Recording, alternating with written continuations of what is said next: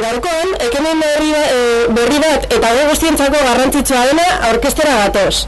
Abuztuaren 17an, Domeka, arratsaldeko 7etan, Atletik eta Realeko emakumeen taldeek Euskal Herriko Koparen 4. edizioa ospatuko dute Baionako zelaian, aste nagusiaren programazioaren barruan. Bertan, Atletik eta Realeko neskek, partiduan jokatuko dute.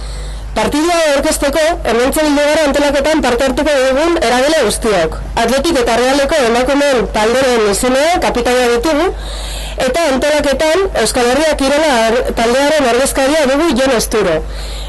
Aldi berean, hemen daukagu Bilboko Jai Batzorde Mistoaren lehendakaria Itziar Urtasun Zinegotzia, eta Bilboko konpartzen aldetik, Itziar Villafaña Bilbao. Bilboko konpartzeako kidentzako, partidano badu hildo honetan sakontzaren garantzia. Alde batetik, Atletikeko peiekin aspaldi aste nagusiaren gastronomikoan zabalduta dugun elkarlanean sakontzen duelako. Kalitateko pintxegatik ateratzen dugun dirua oinarrizko kirolari zuzentzen diegulako. Eta berezike emakumeek egindako oinarrizko kirolari bideratu izan dugu diru hori peinek eta konpartzok. Eta bestetik, gure jai ereduaren oinarrian, jai konprometitua bultzatzen ditugulako. Eta zentzu honetan, guretzako bereziki garrantzitsua da emakumeok aizian, kultur jardueretan eta festetan parte hartze zuzena izatea.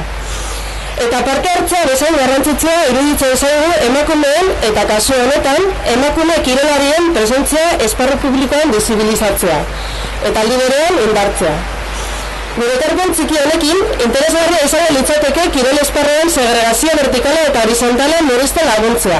Eta txapelketetan emakumezko eta gizonezko kategorietan sari berdina jaso beharko direla azpimarratzea eta zer esanik ez, konpartzo kirolez kompetitiba bultzatzen dugula gure ekimen guztietan. Beraz, guztionegatik, Jai Batzorde Mistoak bere gain hartzeko ekimen izugarri polita iruditzen zaigu Euskal Herriko Koparen 4. edizio honen finala.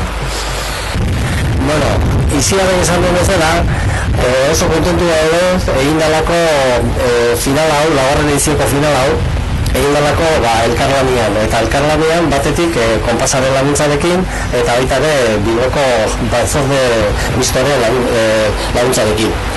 Orduan, guretzako importante baita ere da esatia gure emakumezkoen futbola oso mailo honean dagoela munduen begira eta Europari begira ere bai, eta baita ere ze garrantzitsua dan baita ere guk ere ematia lehentasunezko postua beti emakumezkoen futbolei eta ez egunkaritan eta saretan gizarteko beste arlo askotan ikusten den bezala pixka eta apur bat baztertua. Horregatik pensatzen dugu jaietan izatea horako partidu bat benetan ematen diola prestigio soziala eta hori izan da konpasekin eta egin dugun abiapuntuaren helburu bat.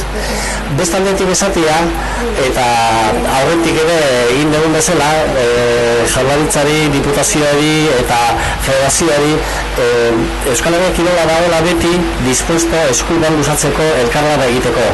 Eta gogoratzea, Nestor Basterretxea handiaren hitzak esate zuenian Euskaldunok azpizatitzeko zena edo joera bat dugula eta horrela ezin ditugula ekimenak aurrera eraman, bestela gureak egin du. Eta horregatik behin eta berriro esatea ze garrantzitsua da elkarlana egitea. Bilboko udalak emakume eta gizonen berdintasunaren aldeko apostua irmoa egiten du, baina denon esku dago emakumeok esparru guztietan baita kirolan ere presentzia ukitzea. Emakumeen parte-hartzearen sustapena udalaren helburua nagusia da eta sentsibilizazio eta prebentzio ekintzak indartzen jarraituko dugu. Berdintasunezko gizarte bat lortzeko asmoz.